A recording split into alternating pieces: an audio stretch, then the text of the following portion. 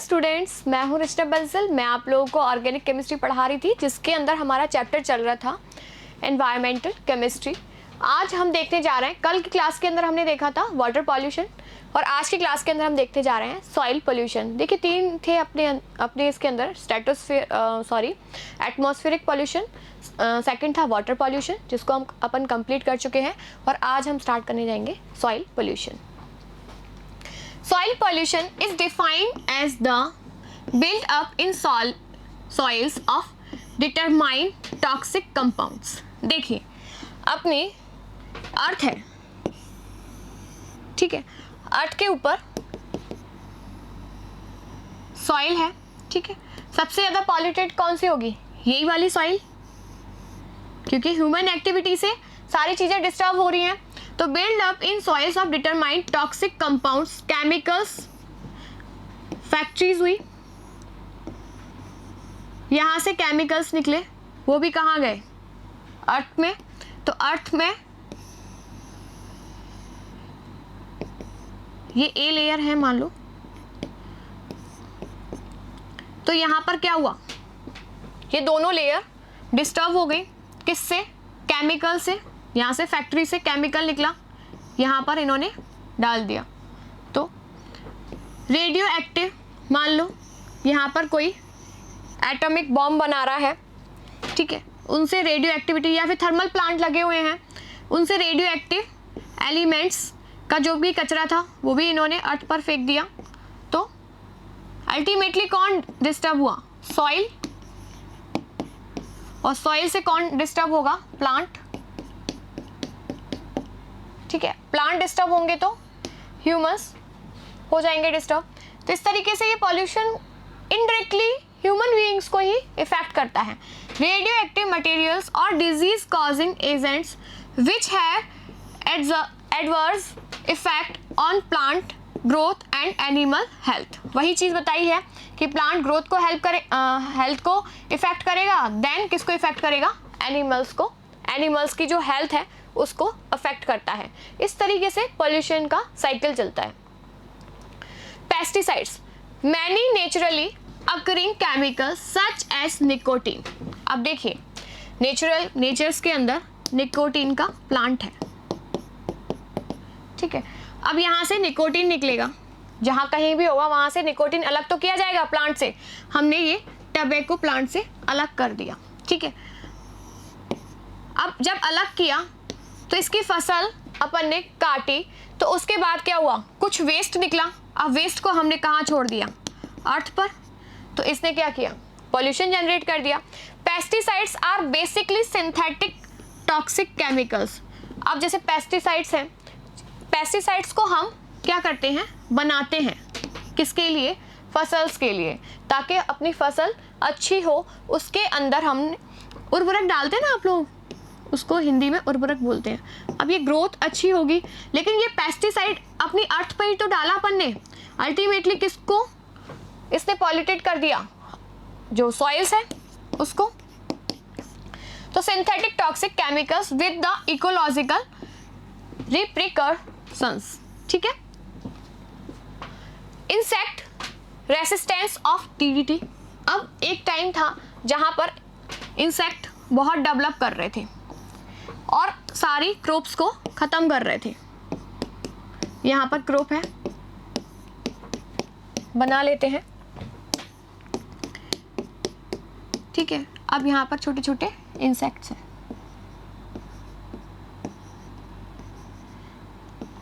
ठीक है। अब क्या हुआ? हमने DDT का स्प्रे किया,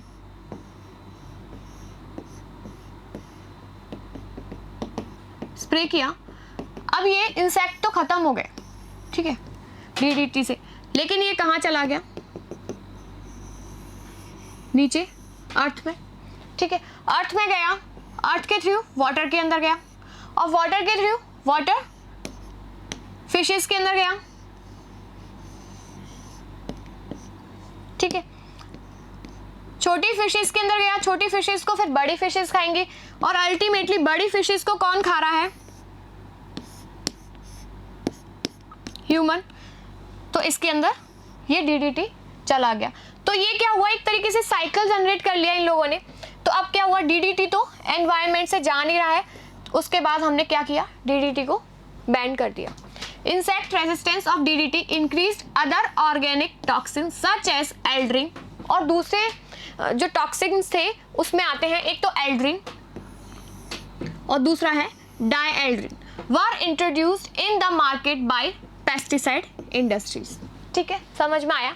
एक तो डीडीटी, दूसरा एल्ड्रिन और डायएल्ड्रिन, ये किसके रूप थे, पेस्टिसाइड्स की थी, और जो कि मार्केट में प्रेजेंट थे, बाद में इनको बैन कर दिया।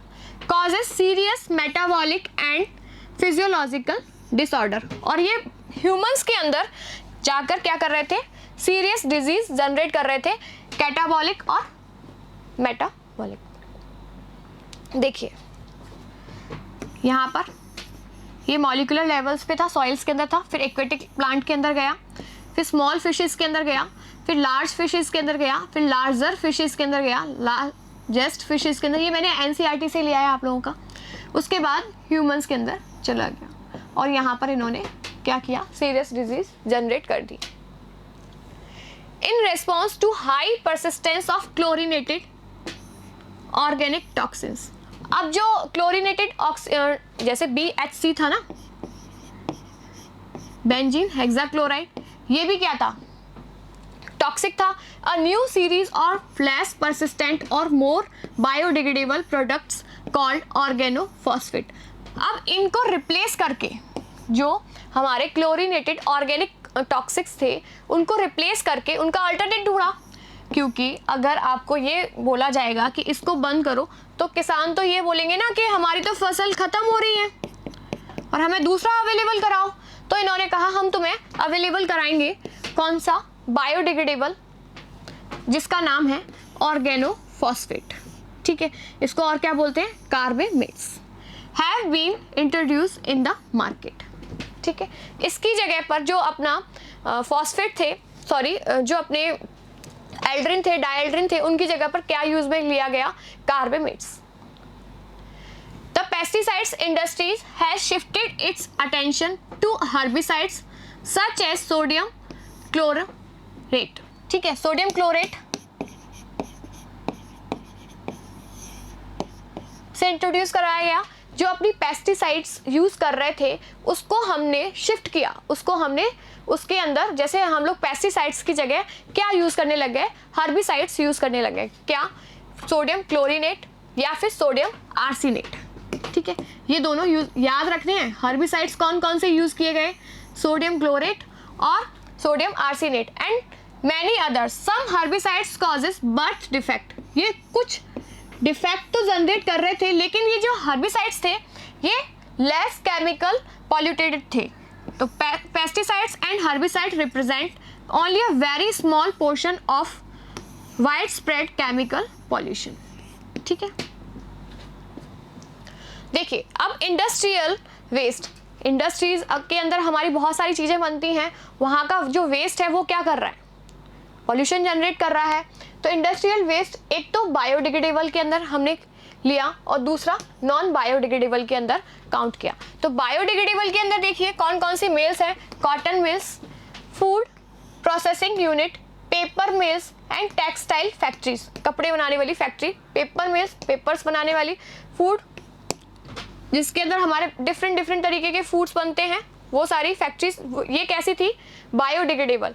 लेकिन नॉन बायोडिग्रेडेबल वेस्ट के अंदर देखिए थर्मल पावर प्लांट, बहुत ही क्या करता है, ये पॉल्यूशन जनरेट करता है। इसके अंदर फ्लाई ऐश इंडस्ट्रीज आती हैं, मैन्युफैक्चरिंग, इसमें एल्युमिनियम, क्रोमियम और कॉपर, ये भी क्या है, मेटल्स हैं जो कि अगर अर्थ पर मिलेंगी तो क्या करेंगी, पॉल्यूशन जनरेट करेंगी। फर्टिलाइजर इंडस्ट्रीज जिसमें जिप्सम पॉल्यूटेंट के रूप में आता है, और इंटीग्रेटेड आयरन स्टील प्लांट, ये भी क्या करता है, नॉन बायोडिग्रेडेबल पॉल्यूशन जनरेट करता है। तो देखिए इस तरीके से क्वेश्चन आता है कि ये किस तरीके का पॉल्यूटेंट है, बायोडिग्रेडेबल है या नॉन बायोडिग्रेडेबल है। तो नॉन बायोडिग्रेडेबल के अंदर देखिए इंटीग्रेटेड आयरन स्टील प्लांट आ जाएगा, फर्टिलाइजर इंडस्ट्रीज आ जाएंगी, थर्मल पावर प्लांट आ जाएंगे। इस तरीके से आप लोगों को ये ध्यान में रखना है। अब hazardous waste are produced industries dealing in metals, chemicals, drug, pharmaceuticals, जो फार्मास्यूटिकल्स जो अपनी दवाइयाँ बनती हैं, वो जो इंडस्ट्रीज़ हैं, ठीक है, उनके अंदर का जो वेस्ट होगा वो भी कैसा होगा, बहुत ज़्यादा हानिकारक होगा। डाइज, जहाँ पर कपड़ों की रंगाई होती है, वो भी क्या करते हैं, बहुत ज़्यादा पॉल्यूशन जनरेट करते हैं। पेस्टिसाइड्स, रबर गुड्स नाउअडेज, ठीक है, तो ये सब क्या है, हैजार्डियस वेस्ट है। Fly ash and slag are utilized by the cement industry. अब देखिए जहाँ पर फ्लाई ऐश निकल रहा था, अब उसका यूटिलाइज कहाँ कर लिया गया, सीमेंट इंडस्ट्री के अंदर कर लिया जाएगा, तो क्या होगा, पॉल्यूशन थोड़ा सा कम हो जाएगा। इस तरीके से हमने देखा कि सॉइल पॉल्यूशन कहाँ कहाँ कैसे कैसे हो रहा है। और नेक्स्ट क्लास के अंदर हम देखेंगे कि इनका जैसे अपन ने जैसे पॉल्यूटेंट पढ़े थे, घरों के अंदर हम प्लास्टिक्स वगैरह यूज़ करते हैं, उनका क्या करें। तो जैसे अपन का जो मोदी जी हैं, उन्होंने चलाया है स्वच्छ भारत अभियान, एक चल रहा है ना अभी, विलेज के लिए, गाँव शहरों के लिए भी, सिटी के लिए भी, तो उन सब के बारे में हम डिस्कस करेंगे, ठीक है। तो आज की क्लास हम यहीं तक रखते हैं। Thank you.